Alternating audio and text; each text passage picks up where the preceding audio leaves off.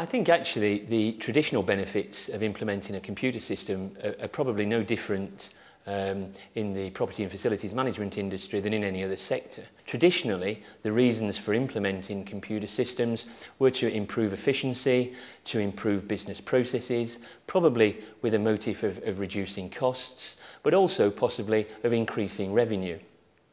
And I think those were the traditional reasons in all sectors. As a more mature industry now, I think people are actually looking for a little bit more than just those traditional benefits. They're looking for what I've always referred to as a second wave of benefits.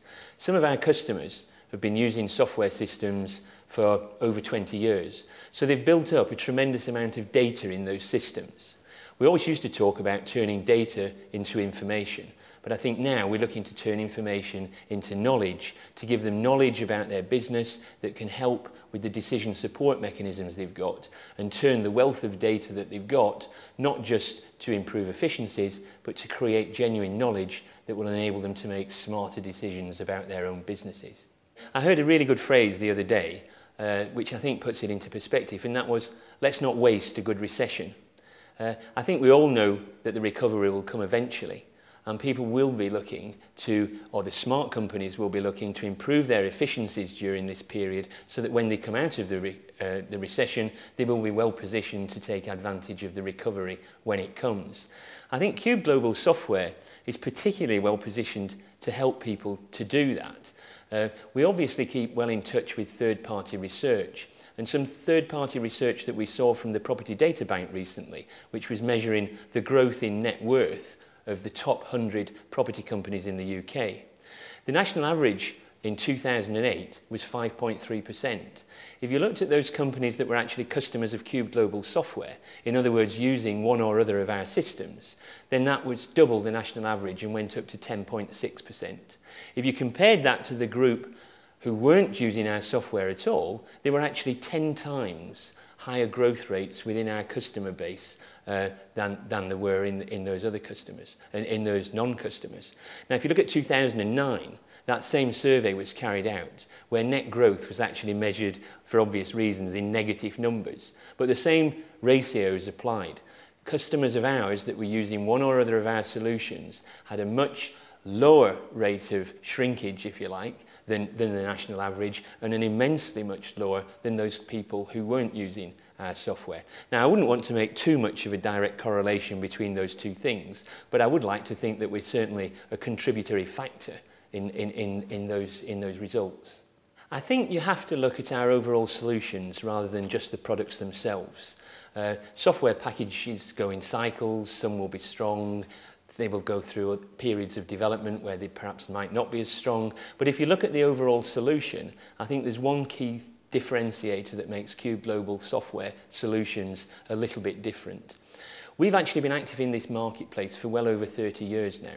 We've delivered our systems to over 1,000 customer organisations, and many of them are still our customers. We have some very, very long partnerships with our customers.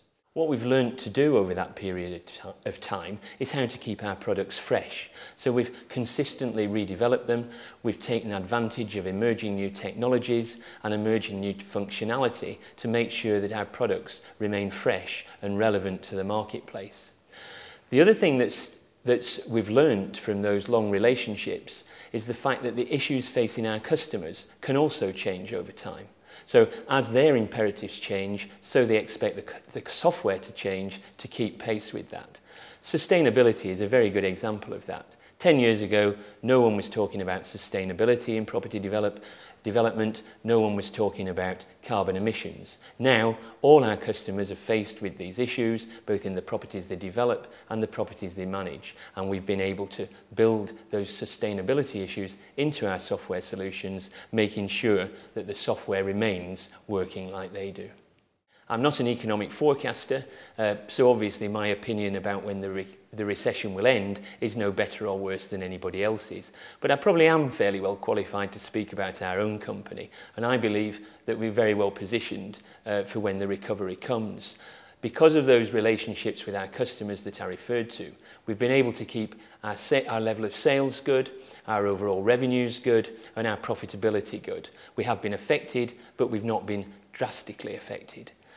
We've taken a look During that time, we've taken a look at our own delivery processes. We want to improve our own efficiencies in how we deliver our software, and also where the customer-based service projects hasn't been available, we've moved those staff into product development. So we've actually invested more probably in the development of our products during this period than at any other time. There's one thing that we all know, and that is, I can't say when the recovery will come, but we all know it will come. The recovery will come. Experience tells us that. And experience also tells us that after a recession, somehow there's a sense of renewal. It's like waking up every morning to a new day. The issues facing the marketplace will be different. The issues that seemed important before that recession will have gone away, and new issues will be facing the marketplace. I think the smart companies will be those that have taken advantage of the recession to ready themselves for that, and I believe that we have certainly done that. Personally speaking, I'm actually very excited about the prospects of the next 4 or 5 years.